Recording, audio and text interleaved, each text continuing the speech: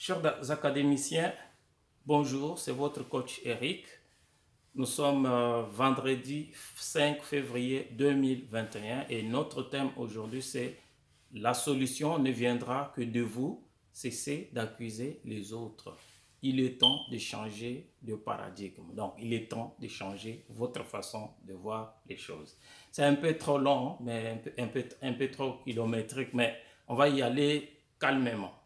Alors, puisque vous attendez que la solution à vos problèmes vienne des hommes politiques, et que moi, j'ai fait cette vidéo pour vous dire que ce ne sont pas les hommes politiques qui vont trouver des solutions à vos problèmes, et que c'est vous-même qui allez trouver des solutions à vos problèmes, nous allons commencer d'abord par essayer d'examiner depuis 1960, donc jusqu'à date à laquelle notre pays a accédé à son indépendance. Les colonisateurs belges sont partis, la direction du pays est passée entre les mains de compatriotes congolais. On va essayer de voir pourquoi on n'a pas eu la solution. Ça va vous permettre de comprendre s'il faut continuer toujours à attendre que le politicien apporte des solutions à votre problème ou s'il y a une autre façon de faire les choses. Alors, j'ai réparti la ligne de temps en 3 périodes. Donc, la période de 1960 à 1990, c'est la période au cours de laquelle le président Mobutu a exercé plus de pouvoir pendant une longue période, puisqu'il y a eu le président Kasavubu qui a pris le pouvoir avec le premier ministre Lumumba, mais pour une période très courte. Donc, c'est la période la plus longue, c'est le président Mobutu. C'est pour cela que je vais plus parler du président Mobutu. Pendant toute cette période, le pays était dirigé sous un régime dictatorial, c'est-à-dire qu'on n'avait qu'un seul parti politique, le un père parti État. Alors, les gens se battaient pendant toute cette période. C'est au cours de la même période que l'UDPS est né. Donc, les gens se battaient pour démolir, pour mettre fin au système du parti politique, puisqu'ils pensaient qu'avec le multipartisme, avec la démocratie, on aura des solutions à nos problèmes. C'est comme ça que le 24 avril 1990, donc 1990 pour parler le français belge, le président Mobutu a cédé aux pressions de la population en prononçant un discours historique au cours de laquelle il avait d'ailleurs pleuré en disant « Comprenez mon émotion ». Alors, au cours de ce discours du 24 avril 1990, le président Mobutu avait mis fin au système de parti unique en réinstaurant le système de multipartisme, c'est-à-dire le pays allait être dirigé désormais par plusieurs partis politiques. C'est comme ça qu'il y a eu foisonnement des partis. Je crois qu'on a au moins 500 ou 700 partis politiques à RDC. Alors, si vous prenez la période de 1960 jusqu'à la date où le président Mobutu a prononcé son discours, ça faisait 30 ans que la population attendait que les hommes politiques trouvent des solutions à leurs problèmes et il n'y a eu aucune solution. Alors, vous prenez maintenant la période de 90, donc à partir du moment où il a mis fin au système des partis politiques, du monopartisme, jusqu'à maintenant, ça fait également 30 ans. Donc, de 90 jusqu'à 2001, ça fait également 30 ans. Et qu'est-ce qui s'est passé pendant cette période ici? Il y a eu des pillages, il y a eu des revendications, les gens sont morts. On attendait toujours des solutions aux problèmes de la part des politiciens. On n'a eu aucune solution. Il y a eu, le pays vivait pratiquement grâce à l'aide, l'aide américaine, l'aide de l'Union européenne, l'aide de la Banque mondiale, l'aide du Fonds monétaire international. Et il y a eu des périodes où tous ces partenaires coupaient de l'aide, donc rompaient leurs relations avec le pays, avec la RDC. On n'a eu aucune solution.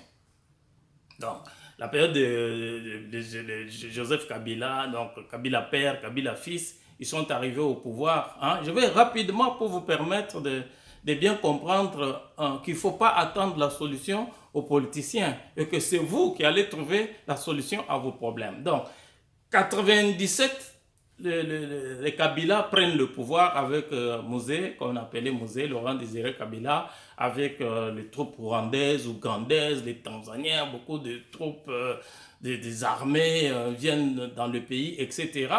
Alors, Laurent Désiré Kabila reste au pouvoir pendant 4 ans. Donc de 1997 à 2001, au mois de janvier le 16, il est assassiné. Joseph Kabila prend le pouvoir.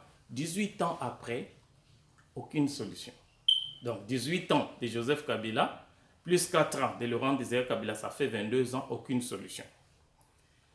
Le 30 décembre 2018, dernières élections, c'est Félix Tshisekedi qui est élu président de la République. Alors, il fait 7 mois de négociations avec son prédécesseur, donc avec Joseph Kabila et la coalition FCC, c'est-à-dire les deux coalitions de deux présidents, discutent pendant 7 mois. Et pendant 7 mois, on n'a pas de gouvernement. On attend que le politicien se mette d'accord, qu'il forme le gouvernement et qu'il trouve des solutions aux problèmes de la population. Donc on perd 7 mois. Enfin, on a le gouvernement dirigé par le Premier ministre Yulou Kamba. 2 ans après, le 23 octobre 2020, le président Félix Tshisekedi fait un discours pour dire qu'il n'a pas été en mesure de trouver des solutions aux problèmes de la population puisque ses partenaires du FCC, donc du président Kabila, ne lui ont pas permis de mettre en application sa vision pour trouver des solutions aux problèmes de la population. Donc ça fait 60, 90, 30 ans, 90, 2000 ou 2001, 30 ans, ça fait 60 ans qu'on attend que le politicien trouve des solutions aux problèmes des Congolais. Vous allez me dire dans le commentaire si pendant cette période-là, à votre avis, il y a eu des solutions. Mais le peu d'entreprises que le Belge avait laissées, par exemple, sont tombées en faillite, puisque le peu d'argent que le politicien congolais ou zaïrois avait trouvé dans les trésors de l'État, ils en ont utilisé comme leur caisse, comme leur argent, comme leur poche personnelle. Les peu d'entreprises sont tombées en faillite. On n'a pas créé de nouvelles entreprises, on n'a pas créé de nouvelles écoles, on n'a pas créé de nouveaux hôpitaux, on n'a pas construit de nouvelles routes. Les gens qui vivent par exemple à Lubumbashi, si vous parlez aux parents, puisque vous êtes très jeunes, les parents vont vous expliquer qu'à l'époque, il y avait les trains qui fonctionnaient très bien 3 fois, qui reliaient le Kasaï au Katanga, ainsi que d'autres parties de la RDC. Tout ça aujourd'hui n'existe pas. Mais vous attendez toujours que le politicien trouve des solutions à vos problèmes. Le chômage a augmenté. Selon la Banque mondiale, le Fonds monétaire et même la Cour des comptes de la République démocratique du Congo, le chômage a augmenté de 90%. C'est-à-dire les jeunes qui sortent des grandes écoles et des universités aujourd'hui, et même les jeunes praticiens d'autres métiers n'ont pas du travail. Donc on a 90% de chômage. Il y a plusieurs rapports qui montrent que la plupart des ménages, donc la plupart des familles en République démocratique du Congo, vivent avec moins d'$1 par jour. Et le produit intérieur brut, c'est-à-dire l'argent qu'un Congolais moyen gagne pour toute l'année, représente $400 américains. Alors qu'ailleurs, dans d'autres pays africains, ça va jusqu'à plus de $10 000. Alors, moi, je viens partager avec vous une nouvelle façon de voir les choses, une nouvelle façon de faire des choses à travers notre organisation qui s'appelle Académie Action. Nous allons faire des choses autrement. Donc je viens vous dire que ce n'est pas l'État, ce n'est pas le gouvernement, ce ne sont pas les politiciens qui vont trouver des solutions à vos problèmes, mais c'est vous-même qui devez trouver des solutions à vos problèmes. Nous sommes dans un environnement aujourd'hui qu'on appelle la mondialisation et la globalisation. C'est-à-dire que même si vous vivez à Lubumbashi, à Goma, à Kinshasa, à Bukavu, à Bukama, à Kamina, etc., vous ne devez pas considérer que les difficultés de mauvaise gestion de votre pays, le fait que vous avez des mauvais dirigeants, vous empêche de vous développer. Non. Vous devez vous considérer comme des citoyens du monde, puisque le monde est devenu un village et que vous devez créer, imaginer des concepts dans le cadre de l'innovation dans votre milieu de résidence et que ces concepts aujourd'hui peuvent être utilisés dans le monde entier. Nous avons des lois. qui permettent cela. Je veux vous rappeler 3 lois, puisqu'on en a déjà parlé dans les prochaines vidéos.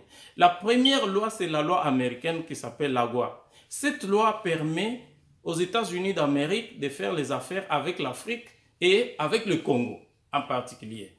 Les États-Unis, c'est 350 millions de consommateurs. L'Union européenne a fait aussi une loi avec l'Afrique qui s'appelle l'accord de Cotonou. Donc Cotonou, c'est une ville du Bénin dans laquelle cet accord a été conclu entre l'Union européenne, l'Afrique et les pays des Caraïbes. L'Union européenne, c'est 412 millions de consommateurs. Et maintenant, plus récemment, d'ailleurs cette semaine, je crois il y a 3 jours, le Parlement de la RDC a signé un nouvel accord qui permet à l'ensemble des pays africains, c'est-à-dire les 54 pays africains, de faire les affaires ensemble. On appelle ça l'accord sur la zone de libre-échange continental. Voyez, si vous mettez tous ces 3 ensemble, donc ce n'est pas la tautologie, hein? Donc vous mettez tous ces 3 marchés ensemble, ça fait environ 2 milliards de consommateurs. Maintenant, qu'est-ce qu'il faut faire? Il faut beaucoup plus, nous allons, grâce à l'académie, je vais vous aider à concevoir des projets beaucoup plus orientés vers ce qu'on appelle l'économie digitale, donc l'économie numérique. Vous voyez? Il y a des solutions à beaucoup de problèmes qui peuvent être trouvés dans le cadre de l'économie numérique.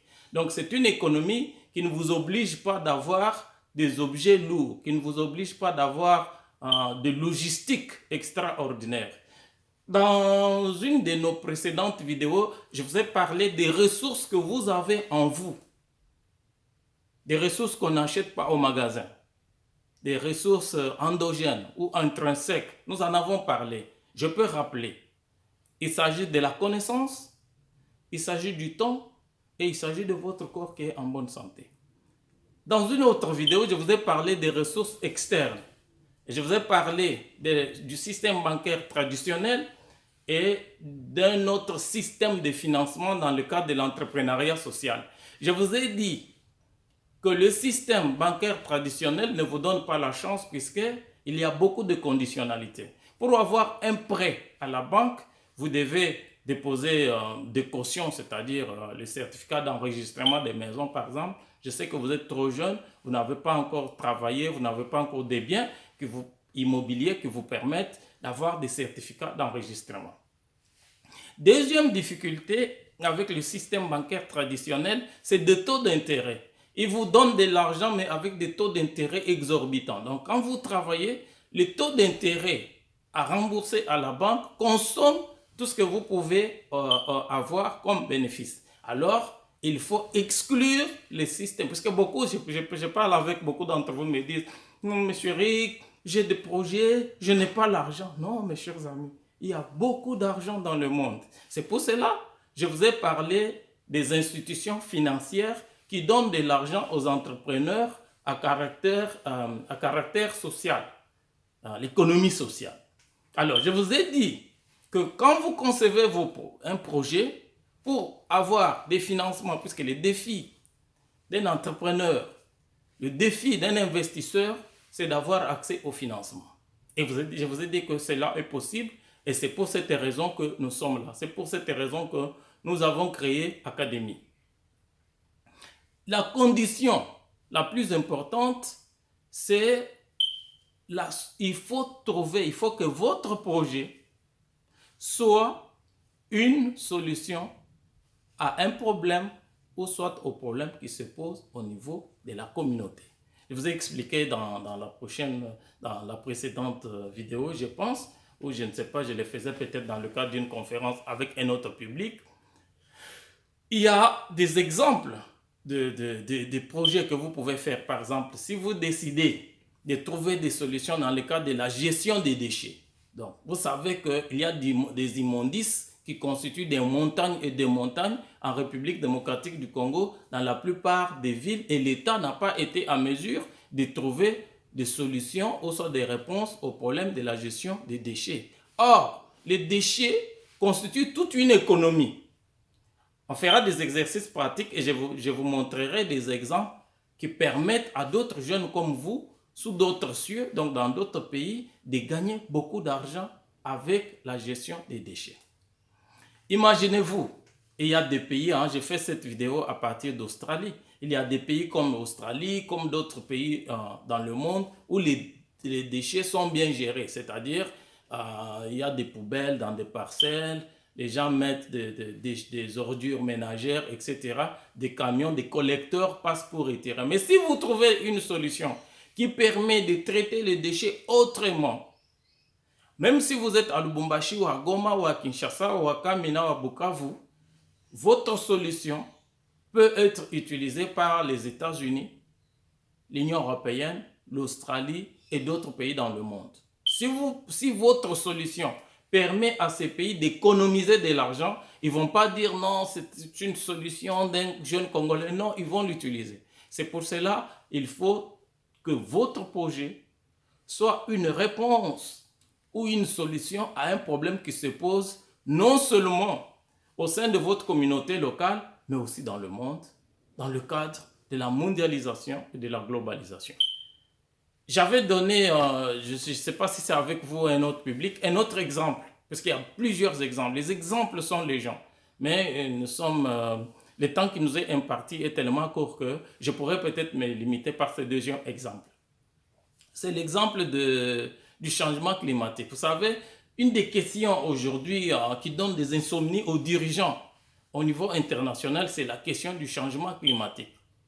Et la RDC détient 60% des forêts du bassin du Congo, qui constituent l'espoir de l'humanité. Donc les grands pays du monde espèrent dans les forêts du bassin du Congo, dont 60% appartiennent à la RDC, pour respirer de l'oxygène pur.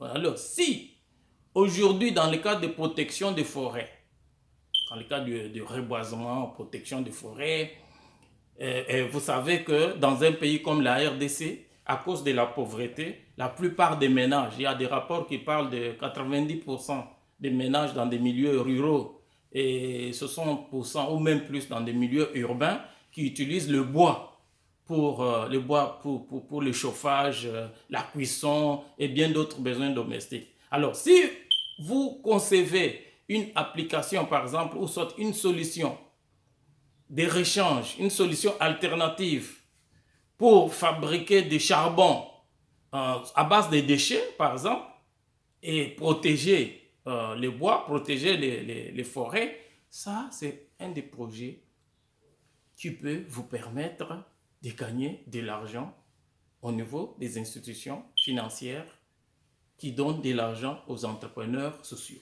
Et il y a plein de problèmes. Par exemple, la digitalisation des administrations locales, des administrations décentralisées, les communes, les villes, etc., etc. Donc, il y a des milliards et des milliards de dollars qui sont injectés aujourd'hui dans l'économie numérique, dans l'économie digitale, dans le cadre de la mondialisation, qui peuvent vous permettre de trouver des solutions à vos problèmes.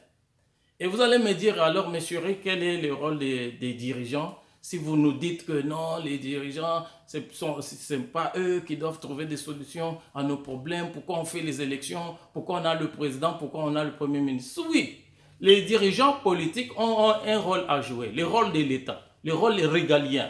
Le rôle régalien, le rôle de l'État ne consiste pas à développer le pays du point de vue de l'entrepreneurial, du point de vue entrepreneurial. Pourquoi? Puisque l'État ne doit pas faire la concurrence avec les citoyens. Le rôle de faire les affaires, le rôle de faire les business appartient à la population, donc aux citoyens. L'État doit mettre en place un cadre juridique, donc des lois. L'État, donc à travers notamment le Parlement et le gouvernement, ils doivent créer des lois, élaborer des lois, mettre en place un cadre juridique pour sécuriser, pour vous sécuriser, vous et vos biens, et protéger les frontières du pays pour que les forces armées étrangères ne viennent pas troubler la paix de la population. C'est ça le rôle de l'État. Donc il faut bien comprendre, il ne faut pas faire l'amalgame. C'est puisqu'on a trop fait d'amalgame en Congo depuis les 60 dernières années qu'il n'y a pas eu de changement. Donc il ne faut pas continuer à attendre. Donc il est temps de s'élever, faire des choses autrement. Et puis d'ailleurs, vous devez savoir que il vous appartient à vous de pousser l'État à mettre en place, à voter de bonnes lois en votre faveur. Mais vous ne pouvez pousser l'État à faire de bonnes lois que si vous-même vous avez quelque chose à faire. C'est-à-dire que si vous entreprenez, vous faites des affaires, vous faites des business dans le domaine agricole, dans le domaine des infrastructures, par exemple n'importe quel type d'infrastructure, écoles, hôpitaux, etc., etc., c'est comme immobilier, c'est comme ça que vous allez découvrir que les lois que nous avons actuellement ne permettent pas de faire les affaires et vous allez pousser l'État, vous allez faire pression sur l'État pour que l'État puisse jouer son rôle. Si vous ne faites rien, si vous n'êtes pas dans les affaires, si vous n'êtes pas dans l'agriculture par exemple, vous ne saurez pas qu'il y a une loi qui s'appelle le Code agricole. Si vous n'êtes pas dans le secteur minier, dans le cadre de la sous-traitance, on fera une émission sur la sous-traitance prochainement, vous ne pouvez pas savoir ce qui est écrit dans le code minier. Vous allez entendre parler du code minier, mais vous ne savez pas ce qui est écrit dans le code minier. Si vous n'êtes pas dans l'immobilier, vous ne saurez pas qu'il y a un code sur l'immobilier, il y a les codes d'investissement, etc., etc. Pour vous intéresser aux lois, il faut faire les affaires, il faut entreprendre. Vous voyez? Donc, il faut faire la différence entre le rôle de l'État et votre propre rôle.